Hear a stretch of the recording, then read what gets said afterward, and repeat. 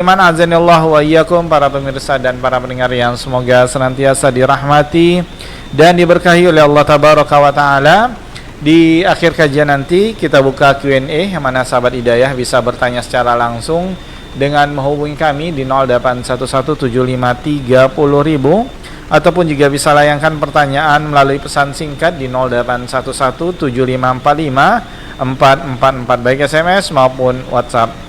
Baik sahabat hidayah dimanapun antum-antuna berada yang semoga senantiasa dirahmati dan diberkahi oleh Allah Tabaraka wa Ta'ala.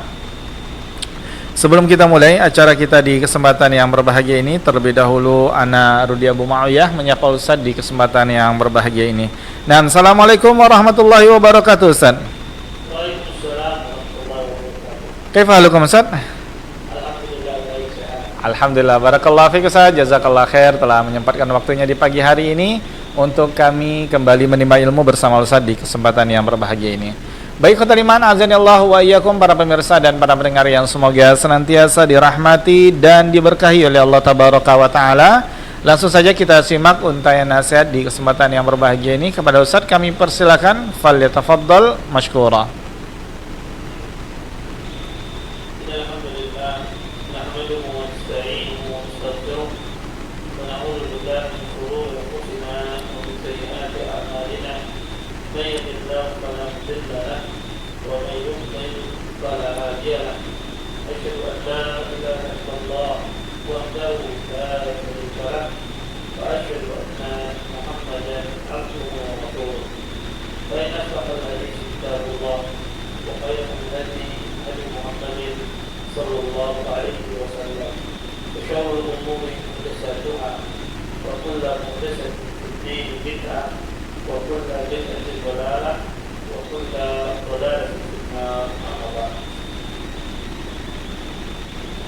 Bapak-bapak, ibu-ibu, ikhwan dan akhwat, sahabat hidayah yang dimuliakan oleh Allah Subhanahu wa Ta'ala. Alhamdulillah, segala puji bagi Allah Subhanahu wa Ta'ala dengan limpahan nikmat yang begitu besar, di antaranya iman, Islam, kesehatan, sehingga kita semua diberikan kemudahan oleh Allah Subhanahu wa Ta'ala untuk bisa berhadir di majelis ilmu.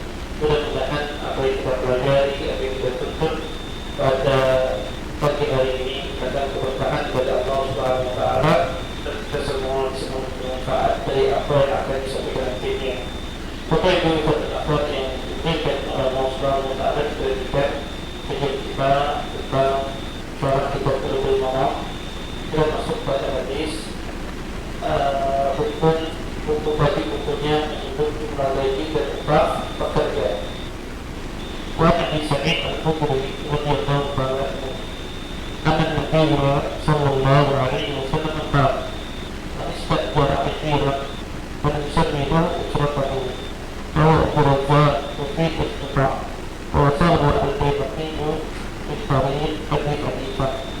Wa hadis Sa'id al-Khudri radhiyallahu ta'ala anhu bahwasanya Nabi sallallahu alaihi wasallam bersabda, barang siapa yang mempekerjakan orang pekerja, maka hendaklah dia menyebutkan upahnya. Di sini buat namun sahabat hadis ini mengungkapkan yang ada bagi meriwayatkannya penasaran yang masyhur tersambung dari jalur Abu Hanifah. Tapi itu pendapat yang ini dan Allah Subhanahu wa Ta'ala. Tapi yang kita bacakan ini adalah hadis yang lengkap, ya. Karena apa? Rawi tidak sahabat, yaitu Ibrahim bin Sa'ad. Ibrahim bin Sa'ad dikatakan oleh para ulama rahimahullah ta'ala, beliau tidak mendengar dari Abu Sa'id al-Khudri, tidak mendengar bahwa Sa'id al-Khudri rawi hadis. Sehingga hadis ini dinilai oleh para ulama riwayat yang lemah. Oleh para ulama riwayat yang lemah, atau disebut oleh para ulama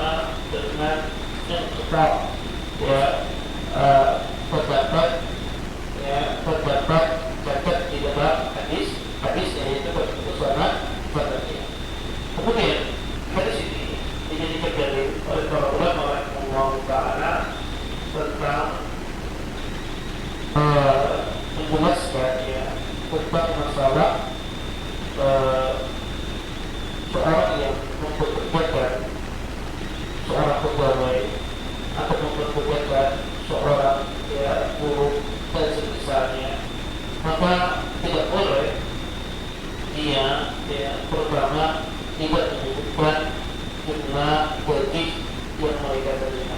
Jadi misalnya ketika orang bekerja di sebuah perusahaan atau seseorang bekerja di sebuah institusi atau sebuah lembaga dan sebagainya, maka seseorang tersebut harus tahu berapa gaji yang diterima. Maka tidak boleh ada seseorang tidak jelas gajinya berapa, ya, dia tidak tahu berapa gajinya, maka harus ada kejelasan gaji dalam masalah ini. Kemudian yang kedua, Nabi Sallallahu Alaihi Wasallam ya menyebutkan di dalam hadis ini, ya setidaknya dia mengetahui ya gajinya walaupun mungkin nominalnya batas. Misalnya nih, Anda bisa bekerja jadi seorang guru, kemudian HRD tempat Anda bekerja mengatakan gaji Anda sejuta, 3 juta sampai 3.200 tergantung kinerja Anda misalnya. Maka ini namanya disebut gajinya, maka tidak ada masalah. Tidak mesti yang katakan gaji Anda seperti itu tidak, tapi dibilang gaji kamu kisarannya dari 3 sampai 3.200. Dan ini akan terjadi turun sesuai kami melihat kinerja kamu misalnya. Maka itu tidak masalah. Tapi jelas orang itu tahu tidak sebagiannya dari 3 juta, beda dan sebisanya. Kenapa demikian? Agarnya pertama tidak terjadi keluarnya, sehingga atasannya dia bisa jadi dia berbuat kepada takwannya, dia tidak suka, kemudian gajinya ditahan, gajinya dikurang, sedangkan yang bekerja tidak tahu dia gajinya berapa, ya berkira itu gajinya berapa tidak. Nah ini sebuah kebalikan, kalau dia terjadi kebalikan. Yang kedua, ada menjadi unsur riba sama riba. Dan ini adalah akad jasa, maka harus ada unsur riba.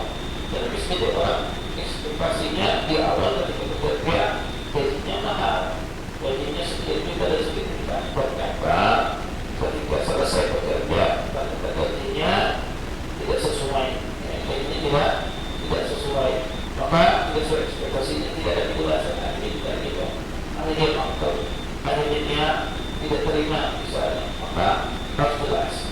Jika seseorang itu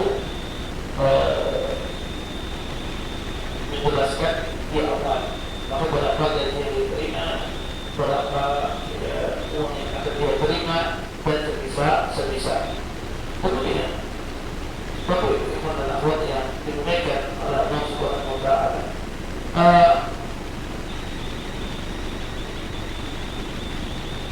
Para ulama rahimahullah taala ketika mereka berbicara tentang akad sewa menyewa, mereka mengatakan akad sewa menyewa harus memenuhi 4 persyaratan.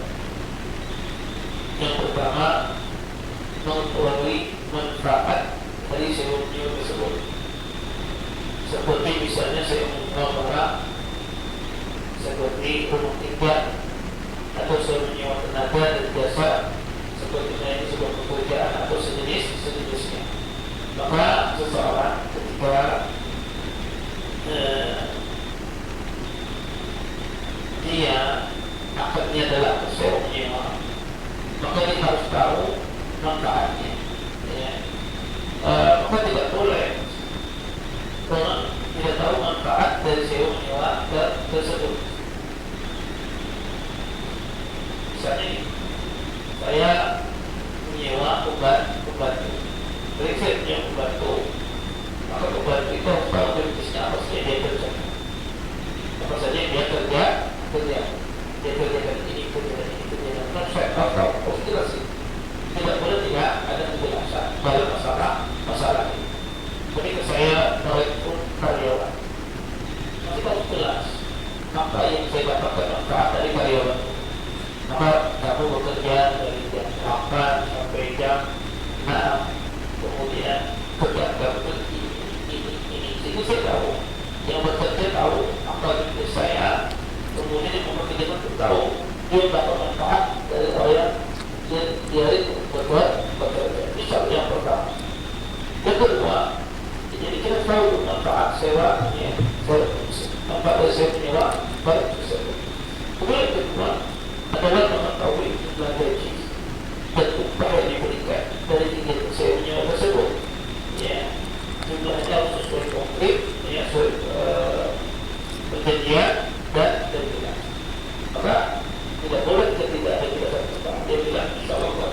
uangnya berapa, dan kemudian juga ada proses uangnya berapa, berapa uang yang diberikan, berapa gaji yang diberikan, agar tidak terjadi orang, agar terjadi suasana lima dan beberapa pihak, maka tidak ada.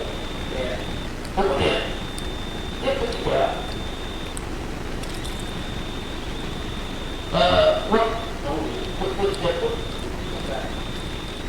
jadi kapan kali liburnya, kapan tidak ada liburnya, berapa jam sehari, harus jelas dari waktunya. Maka tidak boleh ada orang periaman, kemudian tidak jelas pada waktunya. Jika untuk mau pulang, dan dianggap belum selesai. Ya, begini. Tidak ada waktu. Maka tidak boleh ada sesuatu. Silahkan ada sepakati itu di dalam kontrak kerja. Ya, kesepakatannya apa? Berapa lama, berapa jam. Dalam sehari kesepakatan. Jangan sampai tidak ada kesepakatan. Kemudian yang keempat, kita perlu nama bolehnya barang tersebut disewakan. Apabila dia tersebut masih termasuk pekerjaannya dibolehkan, maka tidak boleh sewa menyewa untuk sesuatu yang haram. Misalnya seorang sewa menyewa rumah untuk perpeloncoan atau berjudian, atau sewa menyewa tenaga seseorang untuk mencuri, atau menyebarkan bahan haram dengan rokok dan jenis. Jadi Anda mempekerjakan orang, pekerjaan itu sifatnya mutlak, bukan sifatnya haram. Ya, bukan sifatnya haram. Misalnya contoh orang melakukan karyawan bekerja di diskotik misalnya, maka tidak boleh, itu haram. Ya. Maka pekerjaannya yang dituju itu, maka dia harus mubah, harus boleh. Atau orang bisa merokok, bisa boleh tidak boleh merokok, haram. Atau orang ada seseorang misalnya dia terperokok misalnya, maka itu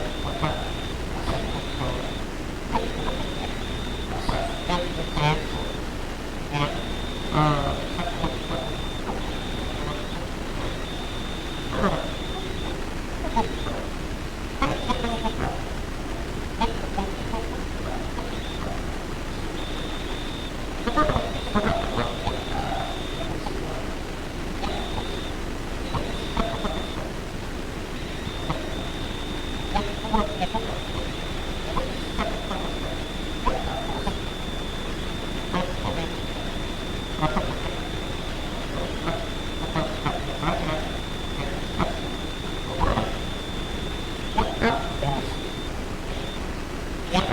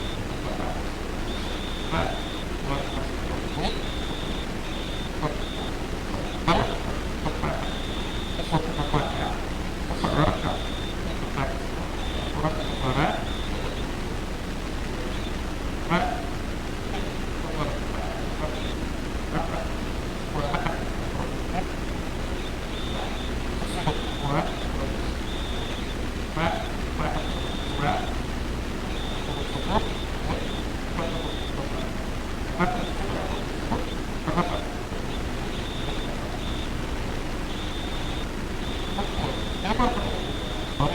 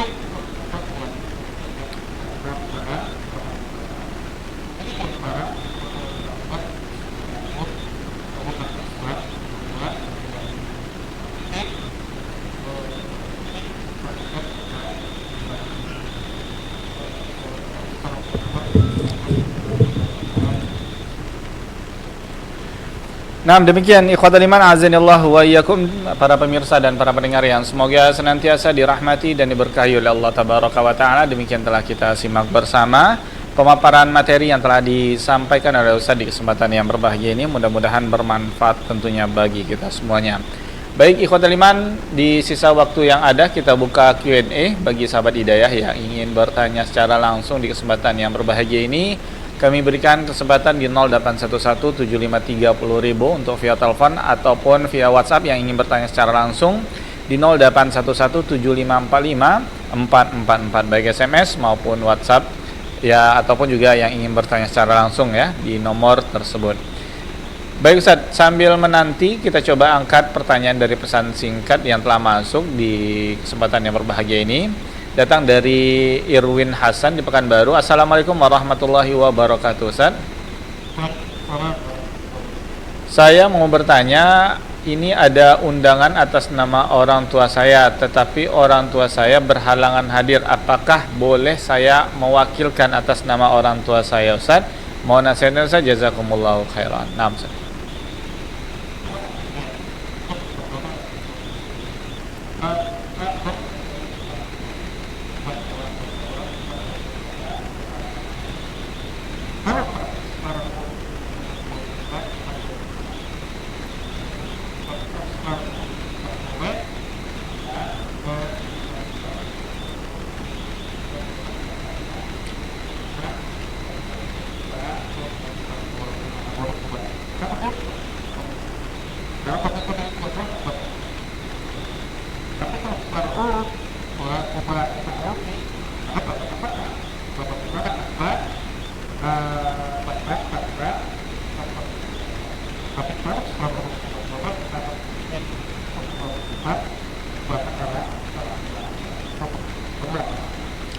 Nah, terima kasih jawaban dan nasihat dari Ustaz. Mudah-mudahan dapat dipahami oleh sahabat hidayah yang bertanya melalui pesan singkat di kesempatan yang berbahagia ini. Baik, berikutnya kami undang Anda semuanya ikhwatal iman yang ingin bertanya secara langsung di kesempatan yang berbahagia ini di 08117530.000 atau di via WhatsApp di 081175454444.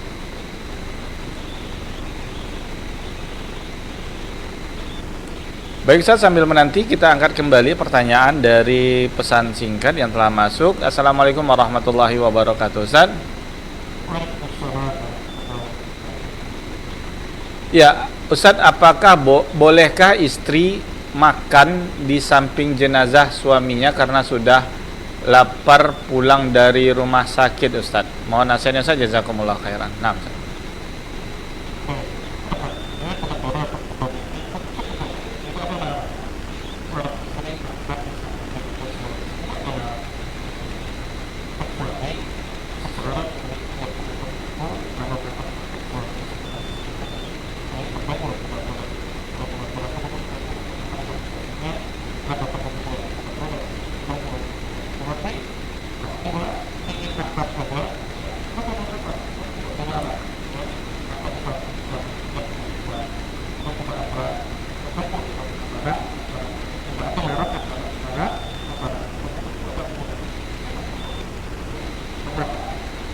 Nah, terima kasih jawaban dan nasihat dari Ustaz. Mudah-mudahan dapat dipahami oleh sahabat hidayah yang bertanya melalui pesan singkat di kesempatan yang berbahagia ini. Baik, kembali kami undang Anda semuanya ikhwatal iman yang ingin bertanya secara langsung di 08117530.000 atau di via WhatsApp di 081175454444.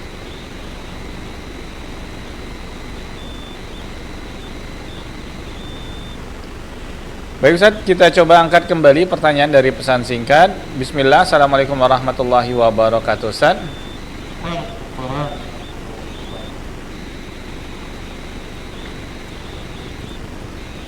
Ustaz, gerimis jarak rumah ke masjid lebih kurang 300 meter. Jalan tidak licin, bolehkah seorang tidak menghadiri sholat berjamaah? Ustaz, mohon nasihatnya saja, jazakumullah khairan. Nah, Ustaz.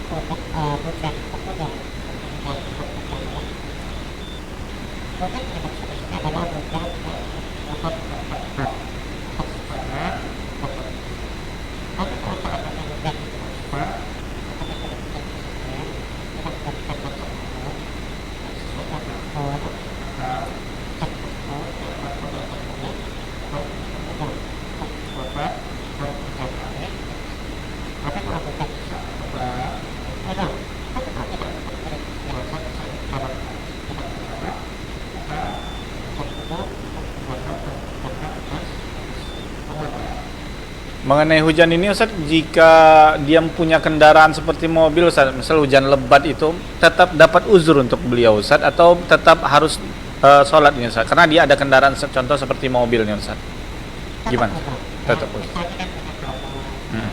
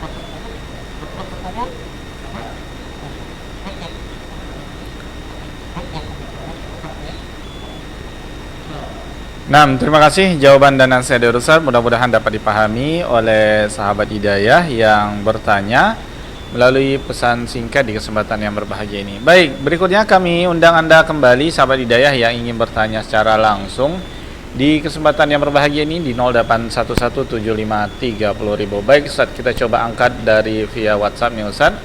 Nah, halo, assalamualaikum. Waalaikumsalam. Dari siapa, di mana Bapak? Dari Bapak Asuni. Bapak Ansumni, silakan dengan pertanyaannya. Ya. Assalamualaikum Ustaz. Waalaikumsalam. Semoga Ustaz selalu sehat dimanapun berada. Amin. Dan para kru juga. Saya izin bertanya nih Ustaz. Berkaitan dengan status tanah tadi. Tanah.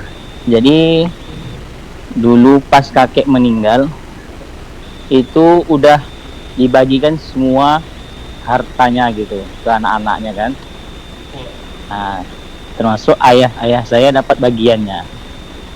Dan itu di masa hidup kakek saya sudah memberikan ke ayah saya berupa bentuk tanah dan rumah dan langsung diubah namanya gitu. Nah, kalau sudah meninggal kakek saya itu ditukar sama nenek saya. Apa hukumnya kira-kira tuh Ustaz? Ditukar tanah yang punya ayah saya yang pemberian dari atuk itu ditukar dengan harta warisan yang lain yang milik abangnya gitu. Kira-kira apa hukumnya saya? Baik, itu saja Bapak. Syukran Ustaz, jazakallahu khairan. Oh, iya. Assalamualaikum warahmatullahi wabarakatuh. Waalaikumsalam warahmatullahi wabarakatuh. Nah, Ustaz.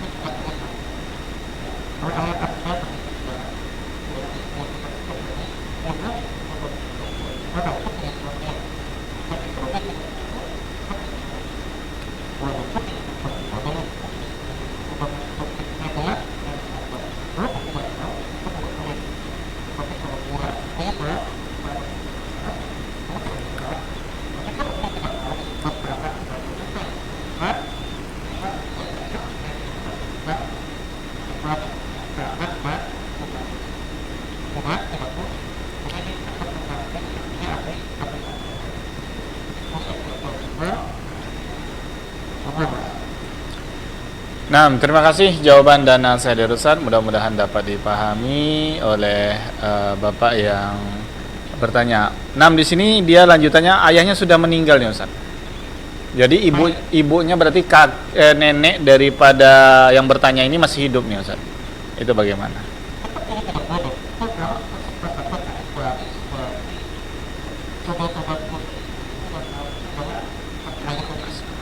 Ya.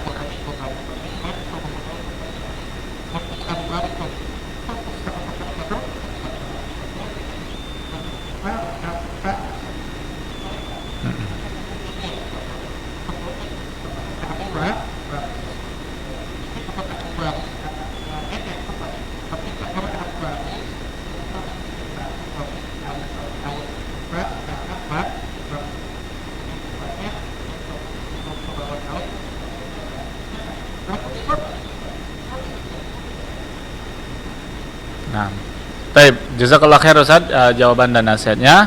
Mudah-mudahan bermanfaat untuk kita semuanya. Baik Ustaz, karena keterbatasan waktu kita yang ada, kita angkat satu pertanyaan terakhir yang masuk di kesempatan yang berbahaya ini. Coba kita angkat 6 pertanyaan terakhir ya. Bismillah. Assalamualaikum warahmatullahi wabarakatuh Ustaz. Mengenai zikir yang dibaca 100 kali, bolehkah tidak langsung 100 kita baca? Misalnya baca dicicil nih Ustaz 50, nanti berapa waktu lagi tambah 50, jadi total mungkin seharian itu 100. Itu bagaimana Ustaz? Nah, nasihatnya jazakumullah khairan.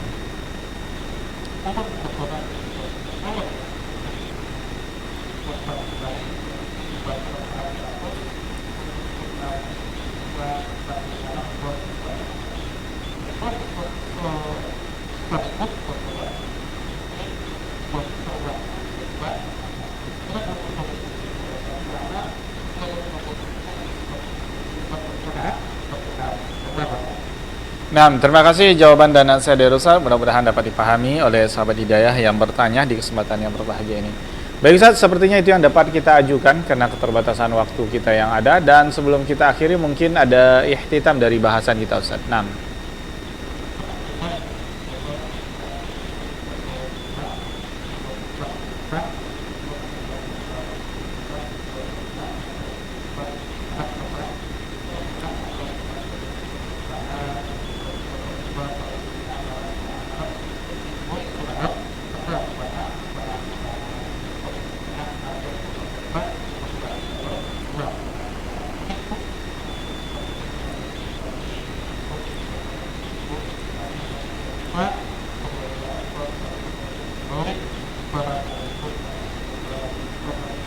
Waalaikumsalam warahmatullahi wabarakatuh. Jazakallahu khairan, barakallahu fikum. Kita ucapkan pada Ustaz yang telah memberikan tausiahnya di kesempatan yang berbahagia ini. Mudah-mudahan apa yang telah kita simak bersama, baik dari materi dan juga soal jawab, mudah-mudahan bermanfaat tentunya bagi kita semuanya.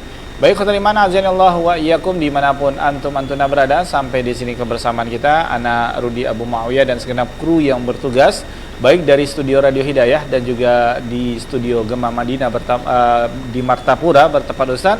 Mohon undur diri dari ruang dengar Anda semuanya. Mohon maaf atas khilafan dan kalfanana, baik menemani Anda semuanya di kesempatan yang berbahagia ini. Kita tutup dengan doa kafaratul majelis. Subhanakallahumma wa bihamdika asyhadu an la ilaha illa anta astaghfiruka wa atubu ilaik. Assalamualaikum warahmatullahi wabarakatuh.